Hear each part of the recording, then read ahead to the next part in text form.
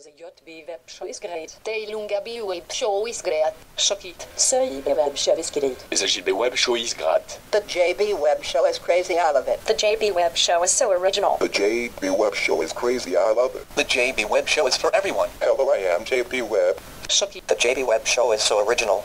Hey, what's up, my friends? It is JB Webb, your friendly neighborhood web show radio guy. I don't know. Hey, welcome back to the JB Webb Show. We're closing out our series, and before we do, we had the opportunity to speak with a lot of cool Orlando natives, and we're keeping that trend going. This installment, we bring you the musical and artistic talents of one Billy Myers. He's front man with the Glorious Rebellion. He also is the front man of Von Skull Media. We're going to talk about both of those things, and I got him on the line with me. Welcome to the call, Billy. How you doing, man? Howdy. I'm not too bad. Not at work right now, so that's always a plus. Yeah, it's good. It's good to be work-free sometimes. That's our natural state. I'm never not. What? Never not. Never not. Never not work-free. Hey, so you're a talented guy. You got a lot going on.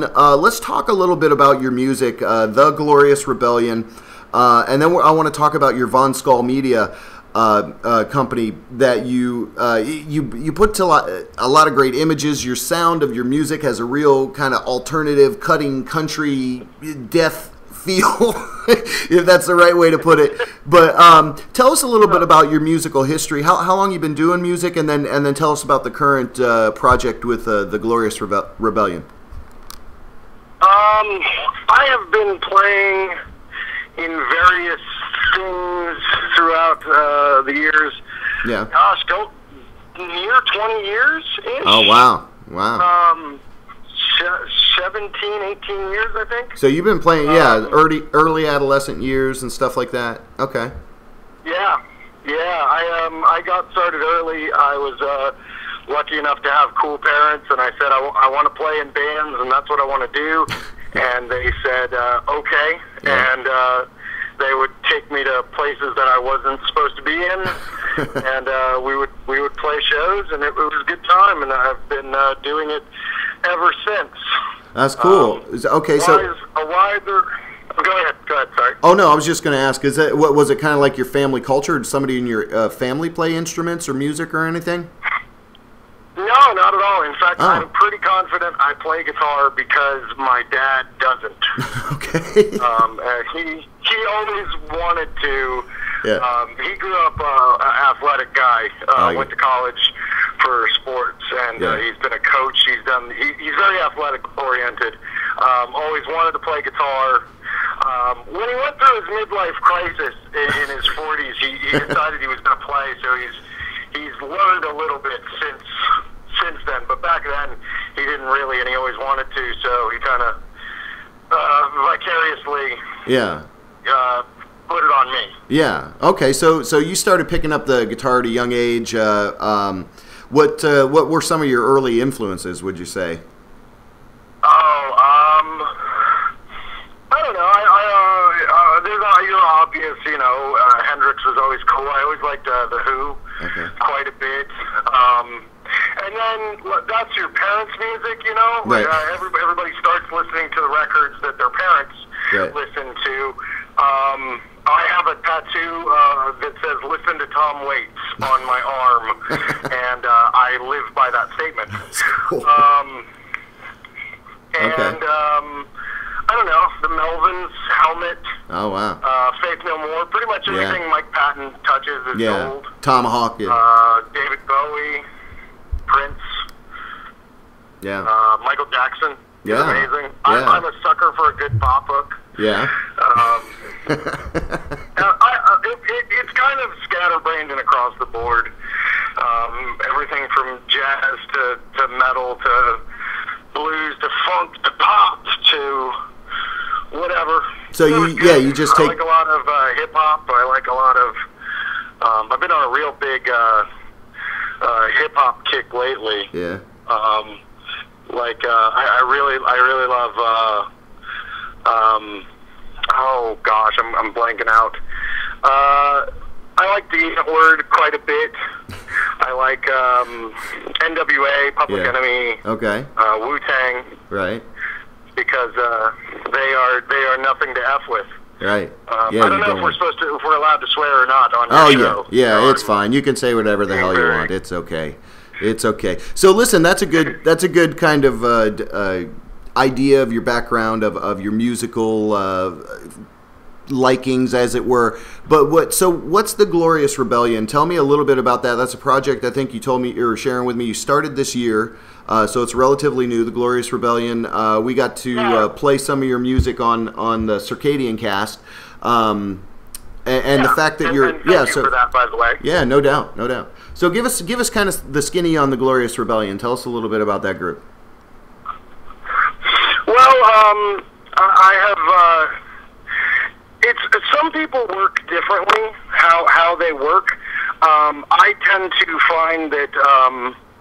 The kind of music you are making influences the things you are listening to, which influences the kind of music you're making. It's a kind of a vicious circle. Right.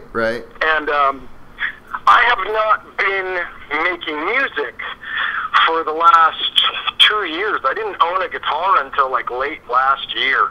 I decided I needed a break. Okay. And as a result, I just ended up listening to a lot of mostly the stuff that I listened to when I was first writing music, which is a lot of, the Melvins and Helmet and Unsane and Failure and a lot of that 90s kind of AMREP stuff, the Amphetamine Reptile kind of thing, and that's what we do. We just basically sit around, and I'm pretty sure Paige Hamilton's going to sue me at some point. well, with a title like My Resume is a Suicide Note, do you find that people, when you played out a couple of gigs now, you're working on something big coming out soon, actually, and then something next year. So do you find people understand, or are you kind of playing to a younger crowd that may have missed that whole, dire, satire to the left in rock and roll, or how's it being received? Well, our song titles, it's funny you mentioned that. They usually have nothing to do with our songs. Right. We just kind of pick song titles that we think are entertaining. Mm-hmm. Yeah, catchy. But yeah, they just make us laugh or say something. But as far as like the music goes, it's really weird to see that there are so many great bands coming out right now on a more national level. You have your bands like Ken Mode and Whores and Fight Amp and Black Tusk and all of these great bands, and then even still there are bands like the Melvins and Big Business and the Cutthroats 9, which is Chris from Unsane. They're still making so there's this kind of rise of a almost return to form of that more dissonant, noisy, aggressive kind of underground. It stems in hardcore, but goes into that sludgy kind of pushing boundaries. Type of heavy music that kind of, our motto is basically, and it says on our Facebook, it's kind of a thing that we have abided by, is just get to the fucking point. Right. Which is just balls to the wall, get it done, in and out. We don't have long songs. We don't waste the lyrics with unimportant crap. We try to make our statement and get done, and that transcends no matter an age demographic. I think I kind of hate the phrase demographic, or referring to, is it a younger person's or older person's. I just want to make loud ass rock and roll. So well, you definitely achieved that. They don't, and really, if they don't, screw them. I don't care. Yeah. I'm too old to care. I like the vibe. I like the vibe, and it bleeds over nicely into the Von Skull Media group, which is kind of your artistic side, right? So that's basically graphic design. You do a lot of great posters for a lot of different bands around town and things like that. I think you did the Southern Fried Sunday poster. So maybe kind of talk how that music grows into art. Go ahead. I'm sorry. No, we're good. We're good. I keep talking over people. I do that. I think I do that too. That's okay. So yeah, how does the music kind of grow into the art? Are those things connected for you in any way, or give us some sense there of those two endeavors? Not really. They're two different forms of expression for me personally. I love the art form of posters, gig posters. I think it's nice to see that it's a resurging art form that people care about what posters look like and things like that. Yeah. But it's not necessarily connected. I just like to make stuff that I think looks cool. Before I played guitar, before I was making music, I wanted to be a comic book artist. Oh. And it turns out you have to be able to draw to do that. So that was out.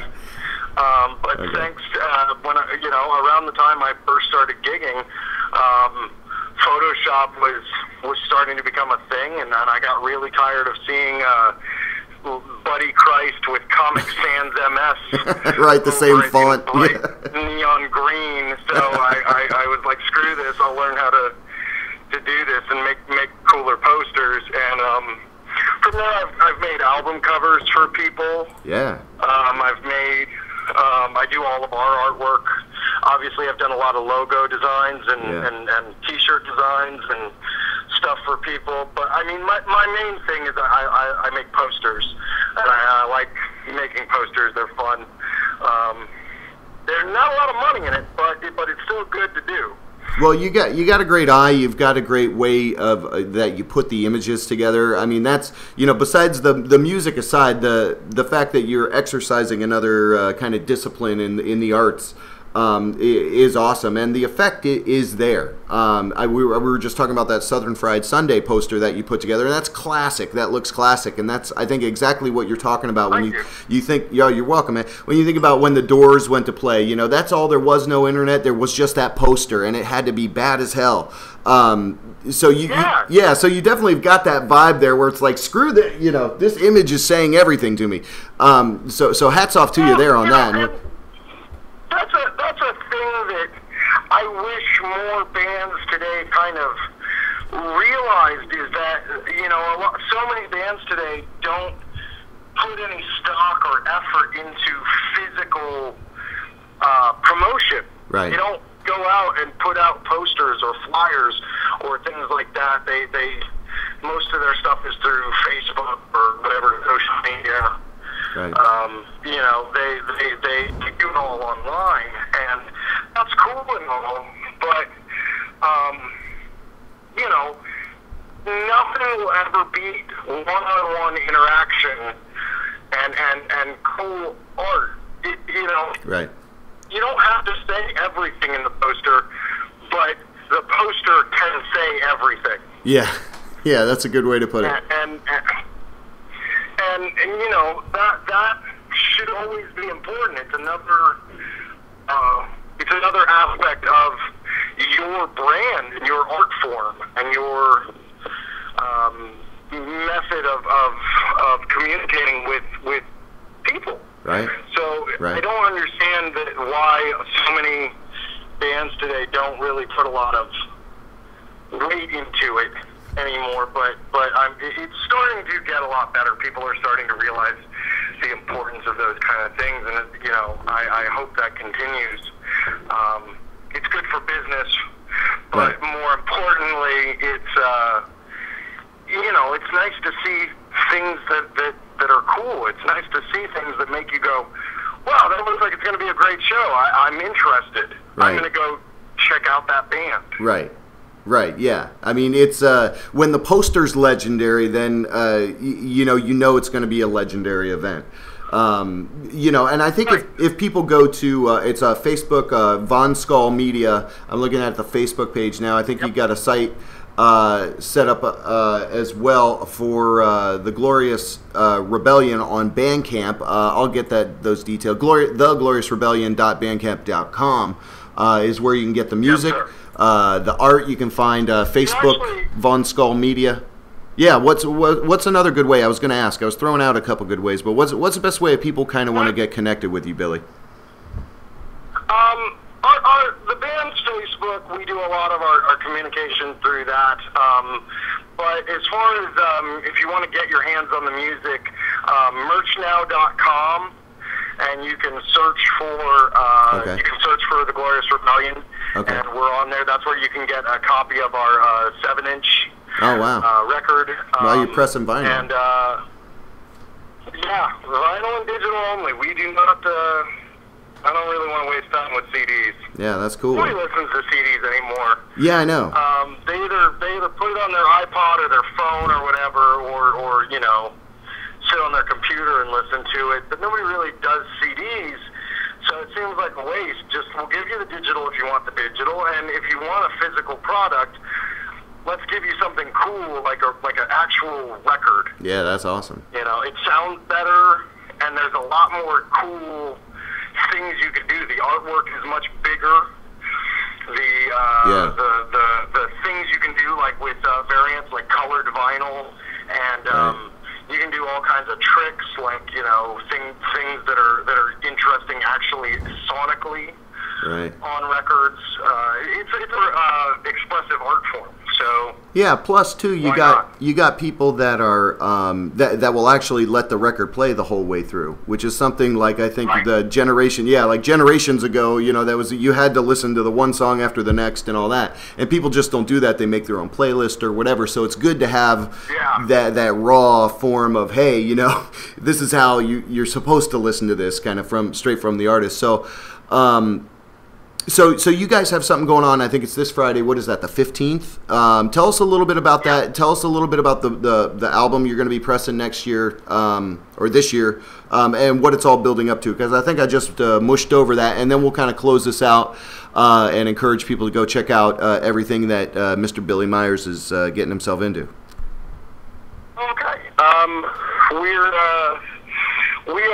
We have a 7-inch record, as I mentioned, coming out via Magnetic Eye Records. Okay. And you can check them out at magneticeyerecords.com.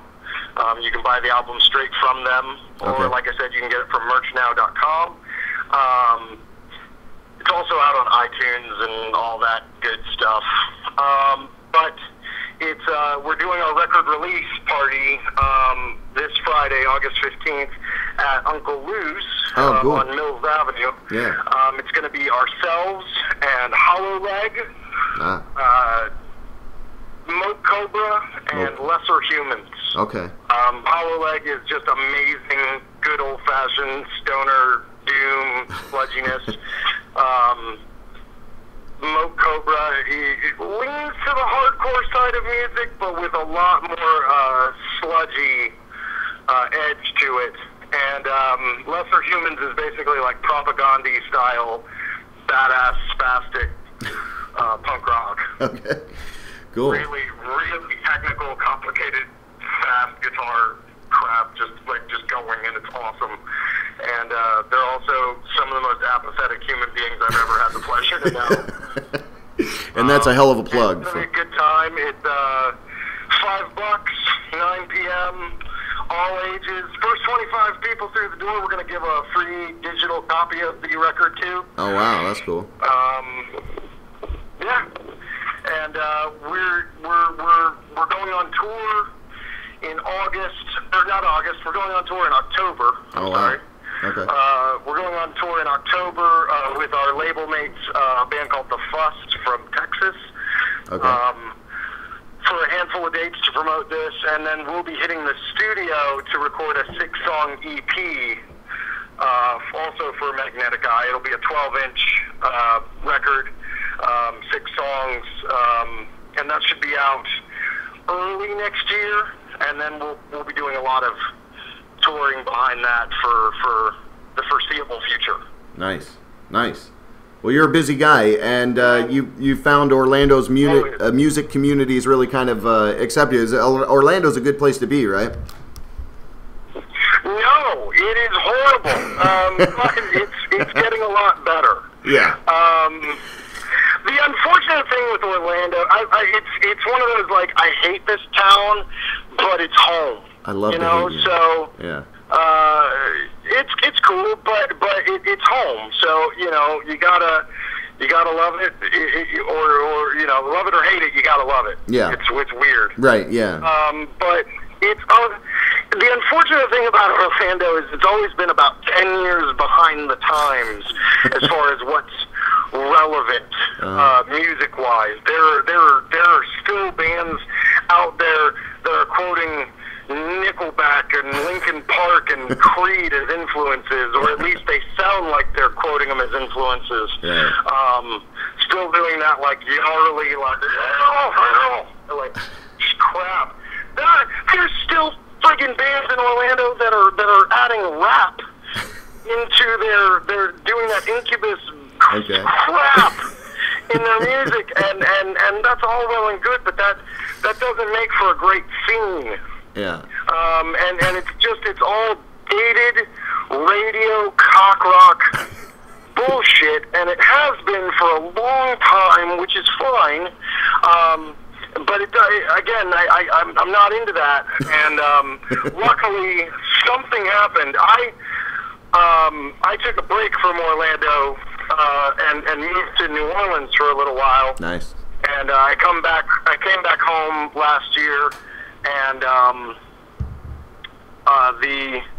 the scene has developed quite strongly. There's a lot of really good underground, more punk and hardcore and right. noise rock and metal and that kind of sludgy, doomy, just evil, beautiful, loud, fuzzy wonderfulness is brewing in Orlando finally, and it's a small little niche of the scene, but it's amazing, and places like Uncle Lou's and Will's and the Mills Avenue scene in general are really helping cultivate that, and it's something to be proud of, because it's really nice to finally see those kinds of shows happening with some frequency here, and people get it, and they're going ape nuts for it, and that's really one of the few things that's keeping me motivated in this scene. We still get looked at a little bit, I feel like outsiders, and we're older than a lot of the kids playing today, so I go to these shows and I feel like, pop into the room, Well, you're a talented guy, Billy. You're an artist, you're a musician, you bring a particular color, feel, or flavor out of rock and roll that is raw and gritty, and we need it here in Orlando. So as we grow to be more of a metropolitan city, yeah, man. So I'm so glad you were able to spend a little bit of time and chat with us, man. We're gonna push people to go, encourage them to go check out, and plus that was great. I love that you fucking just spoke your mind. That's perfect. Just speak your mind. We want to give you a soapbox. That's. I don't much. I don't really know many other ways. Yeah, no, that's the way to be, brother. Better or worse. That's the way to be. Well, hang on the line for me, bro. We're gonna wrap up this session. Go check out the Glorious Rebellion. Go check out Von Skull Media, because you will find something you like in either one of those places. I am JB Webb. We're almost done at this end of our tour of the series. So hang tight with us. We got more cool people on the way. WJBWNetworks.com as always, in case you need to catch up on some old stuff. I'll see you the next time. Hey, bud. Are you serious? Come on, I'm trying to promote you. Okay, baby.